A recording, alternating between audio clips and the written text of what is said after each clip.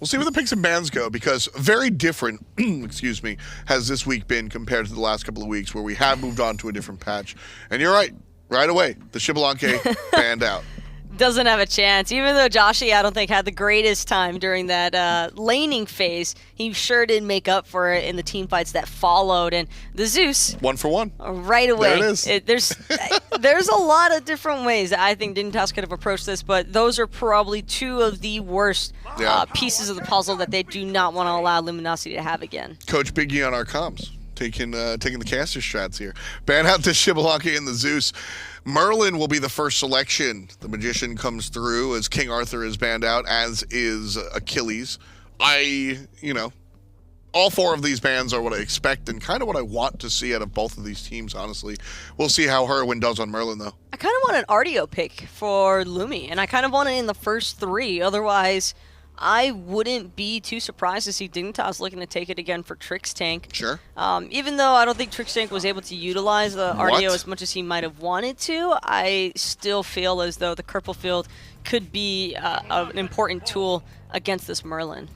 So Kronos has been talked about largely in the console scene, honestly, as being kind of a strong character right now, but I haven't really seen anybody lean towards it. Seeing LG pick it here, so let me clarify. I'm not really surprised or offended, so to speak, by this Kronos selection next to the Guan Yu, but so early seems very, very strange. Both Joshy and Oceans play this god. Yeah. I'm hoping that Luminosity don't solidify another Hunter or even a Mage.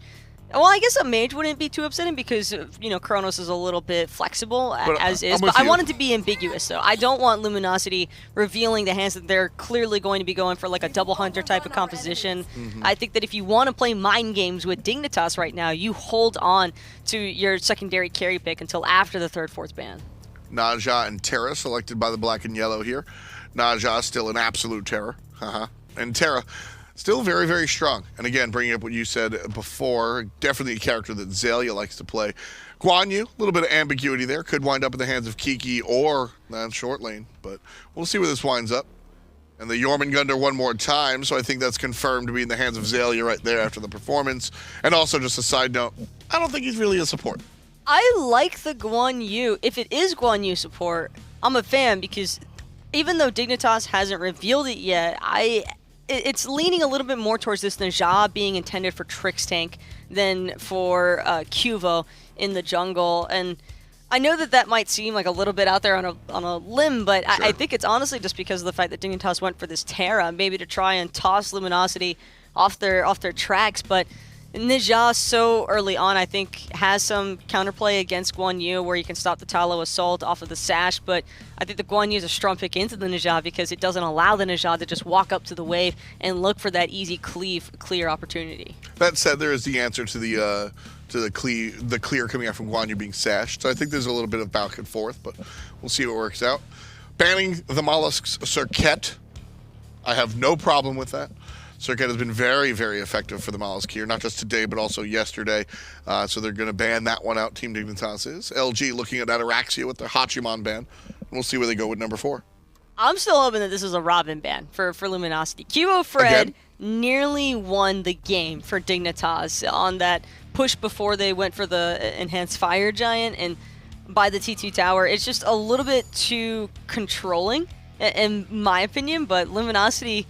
Speaking of that control, they don't want to worry about the RDO.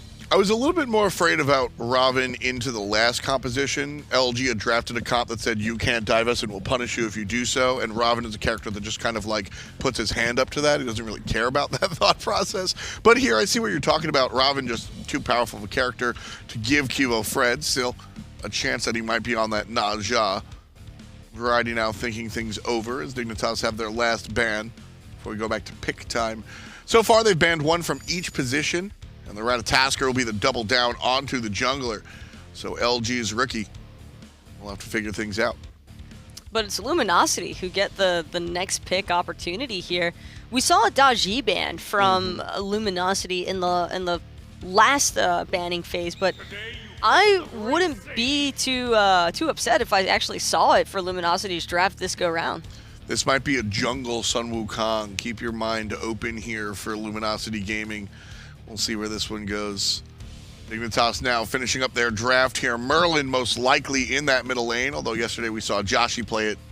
Joshy, the carry player, play it in the solo lane.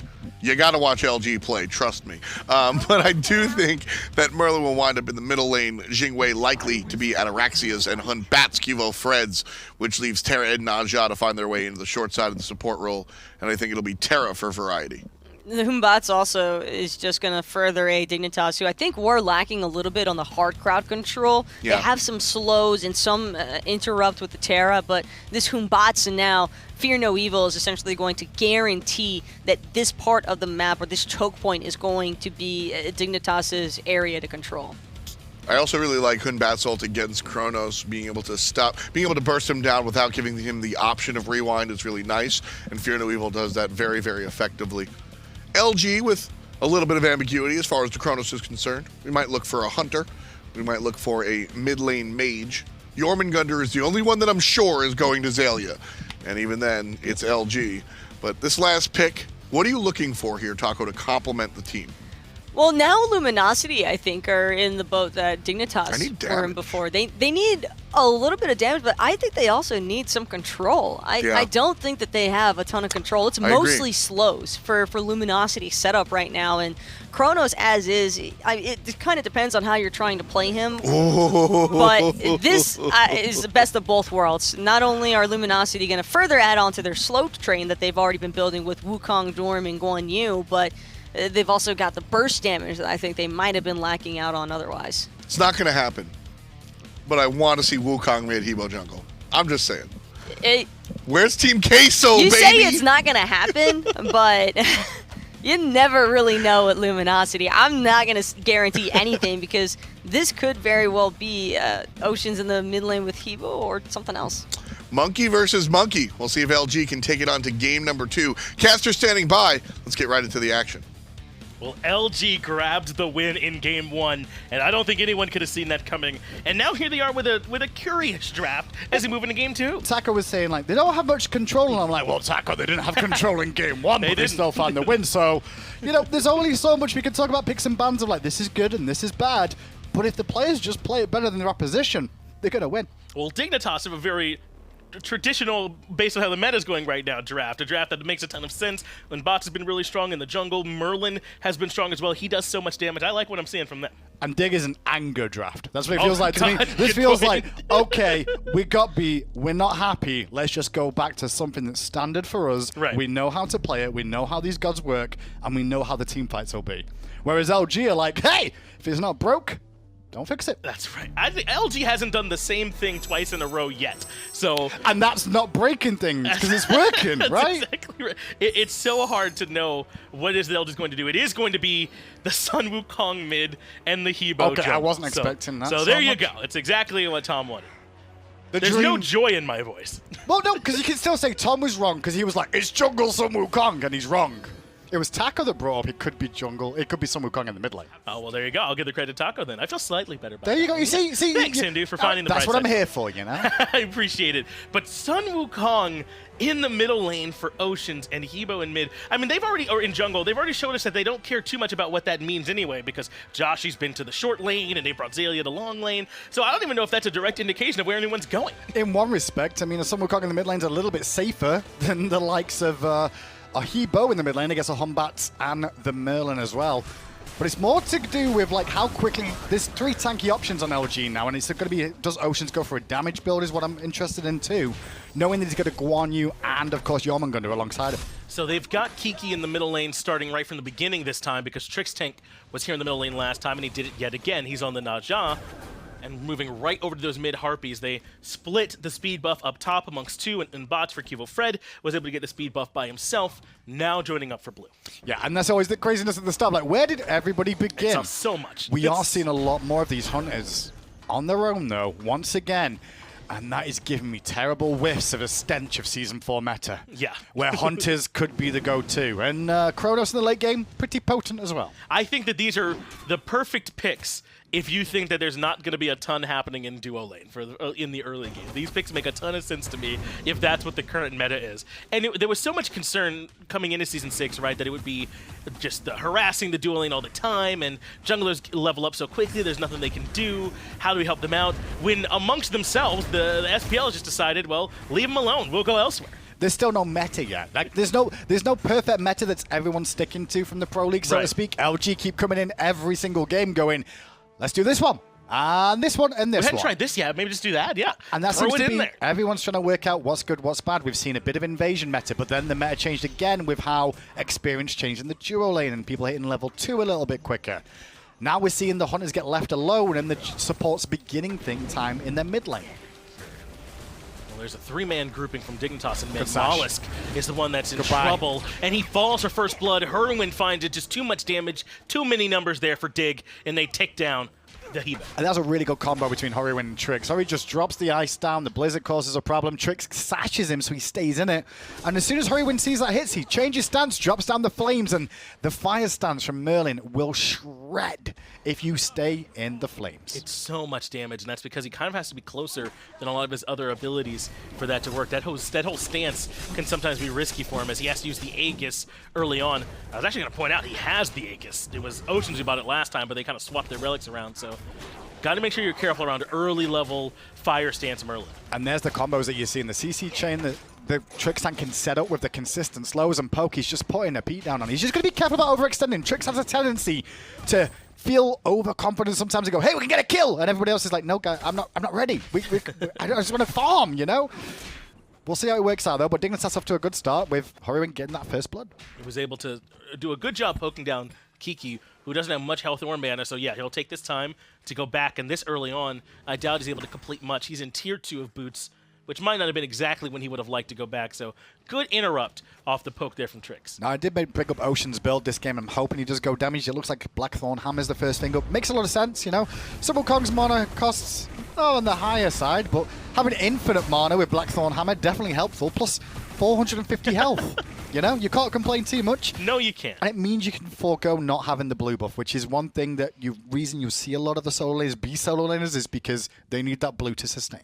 I am a bit surprised that he went with this Warrior's Blessing. It is, I mean, it's very much traditional what you see on our Warriors. It's just usually over there in the solo lane. So Sun Wukong is actually one of the Warriors that can do well with a Mage's Blessing. He has so many abilities and can benefit from everything on there. The bonus damage, the cooldown, the MP5, it's all nice for him, but they elected for this tankier Warrior's Blessing instead.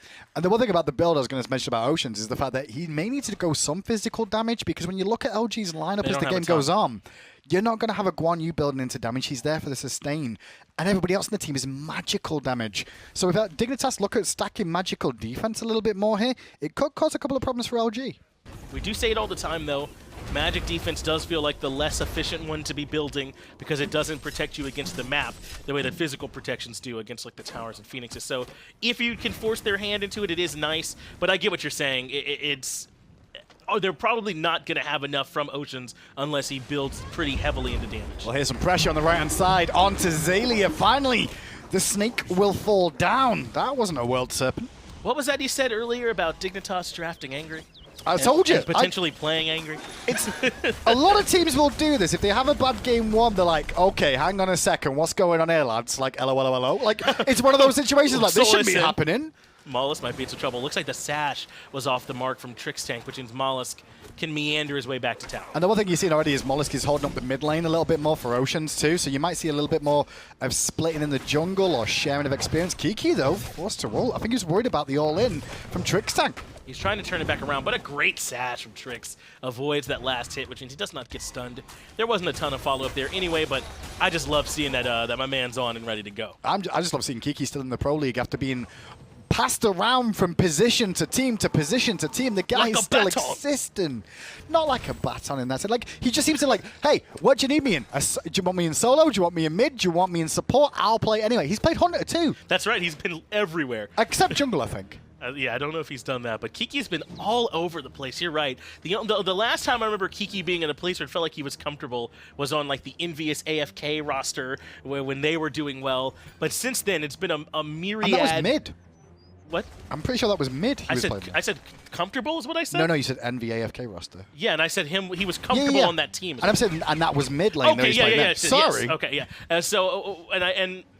Finally, it feels like maybe he's back in a place where he's on a team that's kind of got this weird identity around it too, and it's working a little bit for them. It's still early to say that this is a success, but I really would be happy if Kiki could be comfortable on a team again. It's better than expected. Let's just put it that way. Yes. At least at the start of this season so far. Variety though, trying to bully Xaliea a little bit in this lane. That pressure that was applied by Qvofred looks like it's going to continue to be done if possible. Qvo's back on the right hand side again, looking for a potential gank one more time. He's going to fall back, though. Not the time to grab this one just yet, so instead, they'll wait. It was indeed the Blackthorn Hammer for Oceans there in the mid lane. Almost certainly some boots going to be coming after that, but I hope that that's the most he goes into tankiness. As Qvofred drops the Fear No Evil, Kiki responds by going up to the ultimate immediately. Oceans has used his as well. Molluskk makes the slow trip here, but the fight's already over. It was a good fight for Dignitas there, 2 for 1. In terms of ultimates exchange, you saw Kiki and Oceans both use theirs defensively against the Fear No Evil. But notice how Qvo's playing that. His blink was up, his ult was up, he's ganking somewhere. He looked solo, couldn't find anything, went straight to mid. And was able to at least force out some ultimates, so they'll be much more vulnerable the next time around as Ataraxia looks happy to take the fight. That is his ultimate on cooldown, though, so he might have to be a little bit more careful the next time as there is more action in mid. Trixtank has Kiki up in the air, brings him right back down, and who's there but Hurriwind? But it's Variety with the walls that cleans it up. Just closed off the option in case it was required and picks up the kill at the end of that. Talk about the fight in the dual lane, by the way. Seeing what Ataraxia did there, he went for the wombo, real combo there. Knock over the gust into the airstrike, delete Joshy before he can get his ultimate off in response. Unfortunately, he just missed the gust. Couldn't quite get it. He can come over, though, and strip away the red buff. A little bit of help from Trixtank. Now they've got to be careful. Ataraxia took the long way around, and a big wave comes through. Oceans gets LG on the board with their first kill of the game. A little bit risky from Ataraxia there. Sure, they do strip away the red buff or cause some problems with that. But notice that Ataraxia did that after just using his ultimate in the dual lane. A little bit too far forward, gets picked off, punished by LG. And yet again, here's Ataraxia not worrying about stacking. He's going right into the Aussie in that second slot. It's so curious that he's avoiding going with these stacking items, especially on the safe Jingwei and with all this time to himself in the lane. It's a good item. Like, Aussie is a good item. Good. Yes. It's cost efficient to an extent, but it's still an expensive item to go for. And maybe you can't get a power item online earlier. Like I said, I always worry about the power situation more than anything else here. And Taco was telling me yesterday that when you're against the Magical Hunter, it is really important to try and get that lifesteal online as soon as possible because they just can't match it the same way that you can. As Variety's in some trouble, he came in for the steal, couldn't quite get it and has to leave. So maybe that's the idea from Ataraxia. Aussie, get that online right away, and he's already been aggressive, and it enables him to box a little better. And it's a very good point. Like, having some sustain online is definitely important against the Kronos in lane, especially one that's got Bancrofts. But hold that, Ataraxia may need his ult here. Yeah, Ataraxia may need to hold that as he has to dash away. He still had the beads too, so it wasn't in too much trouble. In fact, he doesn't even back. He's like, I can stick around. Definitely a couple of problems for LG's comp here with this Hebo on the map. I mean, Hebo, yeah, it can be useful for bursting damage and such, but look at some of the targets that he's trying to use this damage on. His knockup doesn't get as used as effectively as it will against some. Jingwei, able to escape it. Right. Terra, able to ignore it to an extent, not get knocked up from it. Could cause some problems for Molluskk. I think so too, and they were talking about how they might need some control as Kiki gets away from the sash, and Hebo could provide that, but maybe a little bit less against this competition in particular. He does still have the carpet, but if they go for a sprint this time like he went last time, which they already have for Trix, then I think a lot of these slows are going to be way less valuable. I'll tell you what, if Qvo hit that monkey toss, I think Joshy was in a lot more trouble than you expected him to be there, but Trix and Dignitas group up for the red again. A little bit risky, but they're on Molluskk. Qvofred drops the ultimate. Molluskk in trouble. Molluskk deleted already. Trixtank has a target up in the air as well. Brings Kiki right back down. It's Hurriwind who cleans that one up. So far, it's been very clean from Dig as Oceans has to use the ultimate just to get away. Could be a Gold Fury off the back of that too, but Xaliea has made a rotation towards mid, so he would be around if required. Dignitas may not want to get too aggressive. Instead, they're going to accept the purple buff. Great fight from them, though. They just found the targets they were after. First of all, Hebo, removed. Kiki, opportunity, take it down. And I don't know if Molluskk beads were on cooldown for that, but they are available now, so they perhaps were not available as Qvofred was able to clean him up quite quickly on the back end of that engagement. so far, Dignitas have picked a moment, they've went in, they've executed perfectly, and they've left. It's been clinical is the word I want to use so far from Dig, and this feels like a team who's mentally resetting after a tough 40-minute loss. And you're right. Like, look at it on paper. Like I said, the angered the beast, so to speak, in terms of Dignitas. Dignitas were sleeping giants to an extent. That's how you would look at this on paper of, like, Dig are number 1. LG are ranked number 10 overall in a lot of people's opinions. Right. So LG taking the game off Dig makes Dig go, hang on a second. What's going on? We got to fix this, and we got to fix it fast because this is an embarrassment. LG, though, they need some help. Kiki wants to keep up this aggression on the Trixtank. Stun lands this time, and he's got him down below half, but the rest of LG can't make it in. Ataraxia and Qvo did a good job zoning them away from the rest of that engagement. Exactly, Finch. And Oceans and Molluskk just had to sit there and go, I'm sorry, Kiki, we want to follow up, but if we walk around this corner, Qvofred and Ataraxia are going to destroy our health bars in seconds. And that's what's...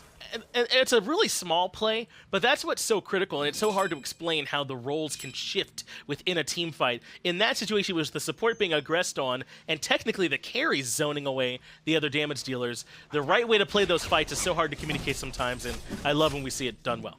Qvofred, though, looks like he's going for the Blackthorn Hammer as well. It could... I guess it could be Blackthorn, it could be Runeforged as well. We'll see what he goes with that Hombats, but Oceans in mid has to use the Cloud again after a Sash. Trixie's just burning ultimates wherever possible, just throwing out the Sash. It's just pressure is what it is. Ataraxia is forced up into the airstrike. They once again want to aggress onto this red buff as Trixtank is here, and they're going to keep it going. Sash immunes the damage, and right into the Windfire wheels, he finds Molluskk way in the back line. Fear Evil's right there waiting for him. He gets the ultimate off, but Hurriwind gets the kill, and they're going to keep on pushing. Qvo, sorry, coming in, just sidestep to the left. Trixtank gets away from the damage out from Joshy, as now LG have to turn tail, lose more of their left-hand jungle. They lose the red buff. No, they don't. They actually got the red buff, but they lose the purple back Harpies, and the pressure on this left-hand side of the map continues, and you can see Xaliea now keeps trying to rotate to support because he realizes that's where Dig are winning. They need a little bit more help, but Trixtank is good at Smite.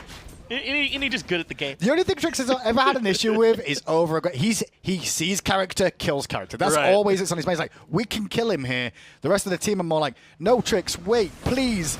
We could survive. Like, we could get the kill, but maybe it won't be a good fight afterwards. But Trix is like, no, we can kill him. We should show that we can kill him. Yeah. I'm real impressed with what Trix has been able to do just at all times, man. This Dignitas team, you heard, I think, Ryan talking about on Esports Weekly, that somehow they were a little bit flying under the radar. There's a lot of hype around the Knights and Rival and Splice, obviously, well-deserved. But this Dignitas team is really good, too. They're looking like the strongest team, at least right now. I think the one issue that Dignitas have is with Qvofred and Trixtank on this roster, those two have been around since launch tournament. Yes. They played and won the launch tournament, funny enough, but people forget Best pentakill I've ever seen. But since then, they've always failed at the last hurdle, which has been a semi-final or a final at Worlds every year. Until they get one, I feel like people will underrate them and overlook them quite a lot. But consistency through the Pro League throughout the years has been there to stay as a team that has always been in amongst the running. Think about the likes of Paradigm and Orbit. Even then, they were still good teams. They absolutely were, as Trix once again has a target up in the air. It's Oceans this time. They bring him right back down, and yet again, he's forced to ult defensively. Kiki now forced to try and retreat. He makes it back to the tower line. Oh, hurry. And constantly, Dignitas are putting on pressure, and now Oceans has been caught out. This is Variety rotating over, and Qvofred with the cleanup. Really good comms from Dignitas, just to make him aware of where Sun Wukong was going. Variety keeps covering the option, which is very important. Cutting off the escape path, just picks up 3 kills consistently. That's 2 that he's got for himself now, where he's helped out his team by just rotating at the right time. And now it's time to go pull this Gold Fury Hindu. Luminosity don't have much way in. Molluskk has been caught out. The damage from Hurriwind was there, but the objective has been leashed. I would say that LG have done their job. They have for the time being, at least. But mainly it's because Xalia's over here. More than anything else, Xaliea, the big worm shows up, and you're like, okay, we can't stop him from contesting the Gold Fury in our own. So we'll force him to go back to lane first of all. Variety pressures the solo lane, and that sends Xaliea back, which means it opens again potentially for Dignitas to go to the Gold Fury. We were saying earlier that we wanted Oceans to go more damage, and it looks like he is kind of cheating his way there with this Bruisery build. Blackthorn boots and now the Glad Shield. He'll have some sustain. He'll be hard to kill, though you wouldn't tell by watching Dignitas. They have successfully forced him out several times. He's got good play damage off, though, because Jingo Bang, you know, is consistent poke damage, and the clone also does damage, Finch. That's right. So, like, when the clone's on the ground, it's just beating people up, and nobody really pays too much attention to it. All free damage. But Trix, top of the shop, 7.7k, shows he's been involved right from the start, realistically, with the ring tosses consistently along with the sashing. Oh, I think this is theirs. Luminosity don't seem to recognize that this is going on just yet, and Dignitas have been able to burn down the Gold Fury. They couldn't make their way in. You saw what Xaliea and Oceans did, though. They did a bit of a lane swap there. They want to keep the pressure on the solo, get Oceans a bit more farm. You can see he's 2 levels down on Hurriwind here. So send him to the solo lane, bring Xaliea to the mid for a minute to try and defend Gold Fury. Just a little bit too little too late. I like the idea from this, though, and I was wondering if this was coming, and maybe that's why the Warriors busing was picked up, like he thought he'd be skirmishing over on the solo lane side. Well, it took so long for this swap to come through that I don't know how connected those two are. But Xaliea wants to be there to try and defend the red buff yet again. Oof. Dignitas want to strip it away. I thought they would pressure all in Xaliea there, but instead the red buff has spawned, and that's where Dignitas' attention towards again. It's a buff and a buff. Joshy around the back, though, catches Ataraxia. There's a fight going on there. Xaliea trying to zone away some of the carries. That's the Aegis from Ataraxia very early on. He's forced into the airstrike and has to leave, though Xaliea wants to keep chasing him. Trixtank uses the ultimate defensively as well to get away on the left side. So Dignitas are still running, and LG realize they can't chase. I mean, they were still chasing, but they're not going to find anything. In the end of the day, it was a good little self-peel from Dig going, okay, let's split and scatter, try and make sure LG's forces aren't grouped up. All the while, Variety is whacking away on the tier 1 to at least answer back the one they lost in the solo win. Yeah, this is nice. At least come grab this. There's really no one around to slow him down. 49 is not a lot, but now with those minions coming in, he can go ahead and take this tier 1 down. So that's his. And it's still Oceans over here to defend. They've committed to this swap for now. Much more disciplined performance from Dignitas this game as well. You can really see that the LG got in their head in game 1 and LG took it to them. This time Dignitas is saying, okay, fine, we're going to play. We'll play with a sort of more standard composition from them, so to speak. Not that anything that they picked the game 1 was wrong by any stretch of the imagination, but it just feels like they just turned up the gears. And it's so weird to me that they gave Molluskk Circuit in game 1, and he really did run that early to mid game for them. It was a high mobility, control, peak type character for them, and now he's on this hop wall, which feels so different from me. It's this glass can that sits at the back. It's just such a different mentality from what worked so well for them in game 1. But the problem is that what did Dignitas do in game 2? They ban away the 2 gods that were carries in game 1, Xaliea and Zeus. They don't care about the meta bans. They're like, okay, you can play those gods. Congratulations. What else you got, right? And LG go, okay, let's go with this comp. And Dig are saying, not as well, friends. It's not the same. And that's a good point. If LG have 10 plans, which it kind of seems like they do at this point, then they can't all be good. So keep forcing them to find new ones. Matt, I'm just saying statistically they can't be. Oh, okay. Statistics! Always with the statistics. Always with me, right? There's just a good chance that some of them aren't that great. So maybe that's the idea, right? Keep forcing them to show you that they've got more and more good stuff in the bank. As Xaliea is the front line, he's already in trouble from some of the crits, but Trixtank has gone the furthest forward, and he might be in trouble too. Yeah, no, he's zoning too. He's zoning Joshy and Molluskk for the time being. The Will Serpent used to help Kiki out of trouble, but Dignitas already on the fallback. Hurriwind's a little bit far forward, has to dash away for the time being. This is all over the red buff again, which was stolen. As long as Dignitas survive here, they keep finding small little wins. And they can't find the knock-up under Variety, so he makes it out. Last game, LG at this point had done a good job making sure they stayed relevant. But Doug, if we can take a look at the charts, you can see that Dignitas had done a much better job this time, just controlling the map. 10k experience, that's rough, Hindu. And the way you look at 10k, whenever you look at experience charts or gold charts, divide it by 5 for how many players are on the team, right? Because you don't see the individuals. So that's a 2,000 experience lead average per player on the side of Dignitas, which adds up, and you can see the level disparities because of that. Exactly. The supports have about 2 level disparity, so do these junglers as well, even a little bit favoring Hurriwind over Oceans as Trixtank avoids the pressure there in mid. So far, Dignitas have firmly controlled this game. Right now, I feel like LG are just trying to hold on to what farm they can. And when you look at the comp LG have, their damage dealers really are a Kronos and a Hebo. They're the burst characters they're looking for. Both magical, but also both struggling to get in the engagements where they want to. This is what Dignitas are trying to do. They're trying to force... If Qvofred and Trix and Variety can keep forcing out the defensive relics from Joshy and Molluskk, it means they're not getting the aggressive damage after they need to get in the fight. Now it's LG considering a red buff invade, maybe? No. Xalia's nearby, but he's really not going to walk in there. I don't think that they could have safely done it either, so good of LG to just stay back and not risk it. At the moment, though, Dignitas still just waiting, farming up, continuing. There's nothing wrong with what they're doing. It's just a little bit slower than I expected with the state of the game. Like we said, the experience in gold is so big. They're so far ahead. You'd expect Dig to, like, you know, be trying to maybe go for a cheeky fire giant or at least force a fight somewhere, but instead, it's just consistent. Sash lands, but Trixtank doesn't have a ton of kill potential by himself. Hurriwind's there, but you can't pull back in the Yorm, so he makes it out of there. Hurriwind looks so much better this game rather than Zhonghui. Not to say Zhonghui play is bad overall, it just didn't seem to work in that first game whatsoever with the composition they designed. But this time round, this Merlin putting out the damage numbers, yes. surely, but also being a lot more involved in these kills. He's also had a lot of help. Trixtank has been in mid lane a lot this game and has been putting out a ton of pressure, actually holding even with his mid laner in terms of farm. That's confidence. As there's the pressure that you were wanting from Dig. They're starting the FG. Meanwhile, the rest of LG are all zoned away. There's no chance of a steal here. That's free for Dig all day. If you see a Terror and a Hun Bat on the left-hand side of the map, you are not predicting there's a 3-man Fire Giant going on at the same time.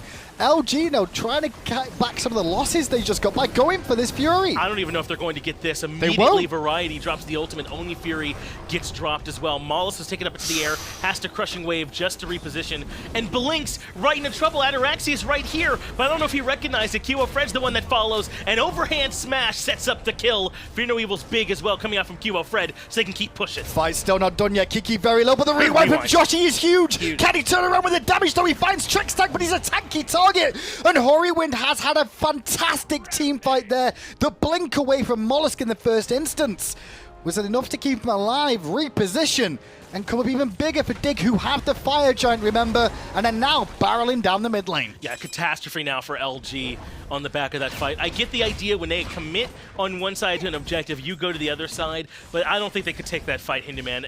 Dignitas are able to rotate over to it too quickly. They're too far ahead, and they won that fight completely from front to back. Yeah, not only that, now look at what they just did in mid lane. 4 members pushed down the mid tier Phoenix all the way.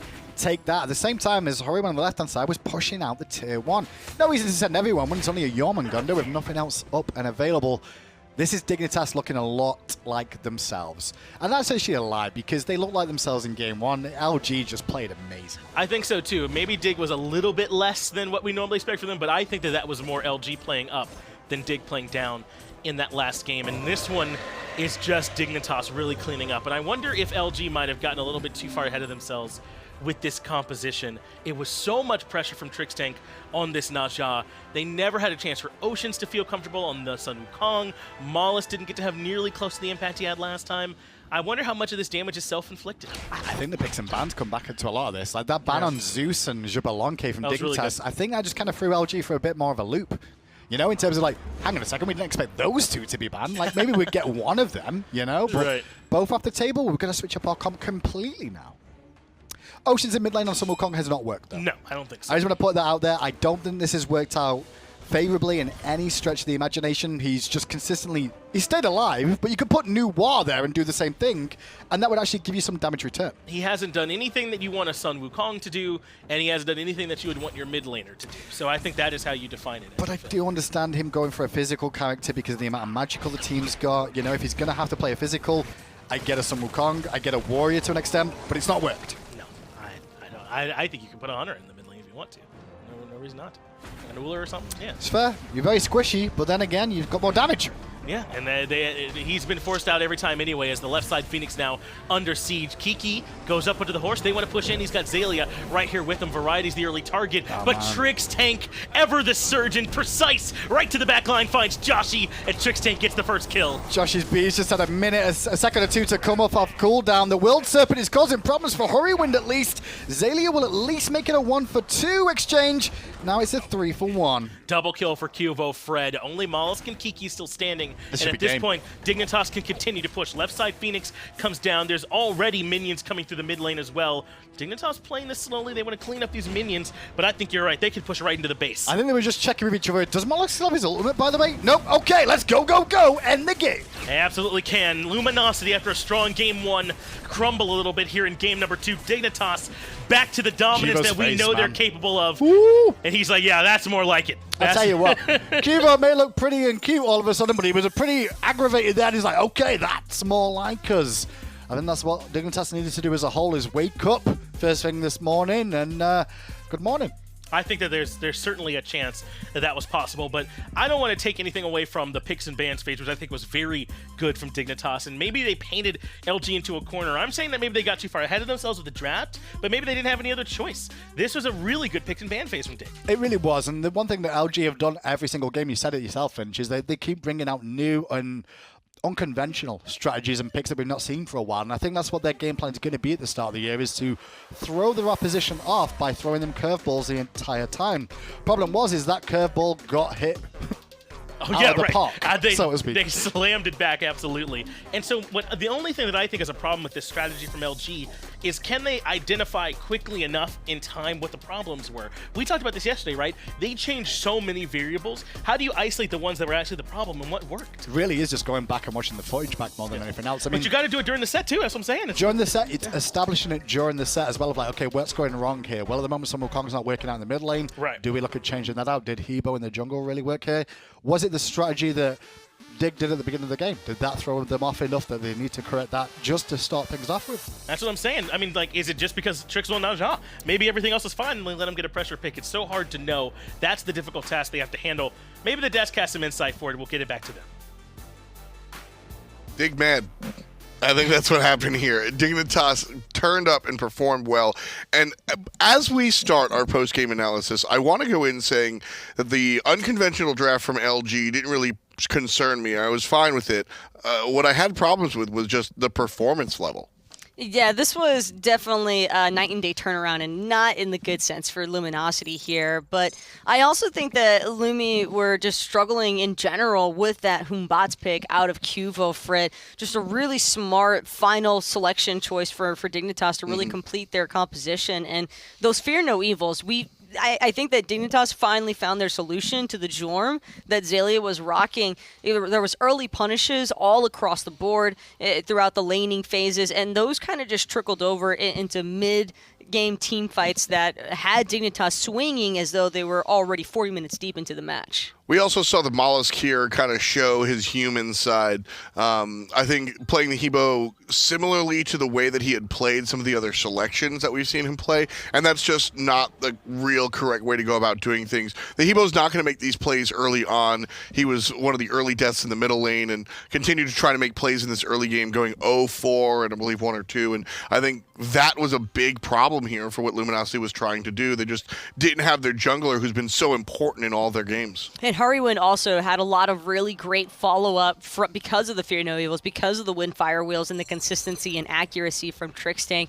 It was as though all of the stars were aligning for Dignitas in Game 2 here to just make every single part of their execution flawless. Here we just see Hurriwind kind of doing the Merlin. Double kill there, one off of his abilities, one off of the Nova. Great move there, 5-1-5 for the mid lane North American. And yeah, 0-4-2 for the Molluskk. That's what I'm looking at here. And even though the mid-Sun Wukong might have thrown everybody for a loop, I actually really like the idea on paper because Wukong has that somersault cloud. He has that dive capability against the Merlin who really harass him because you don't just get the blink out of Merlin off the forest. You can also continue to chase him and even look for solo kills of your own. But Luminosity just put themselves too far behind in that early game. When you're up against a team like Dignitas, this caliber of play, you can't afford those little mistakes because they will be punished and they will be continuously punished at that. I agree. Hebo is rarely picked because it's so difficult to play him from behind. All he really does is provide the damage, and if you're not able to do that, it's hard to claw your way back into the game, especially when you're trying to do so against this guy right here. I mean, Tyler Hurriwind, he's looked really, really strong, and what he was able to pull out there in game number 2, like I said, everyone on Dignitas just played well. We joke about it, the casters mentioned it, but Dig, just mad. That's what do. I think the Humbots has got to go, though. That's for sure. If Luminosity want to look for a similar style of composition, then they definitely need to take that monkey out of Qvo's hands because every single one of those Fear No Evils, the timing could not have been better placed, prevented Xaliea from having survivability on Jorm, and it also prevented Luminosity from having that comeback feature.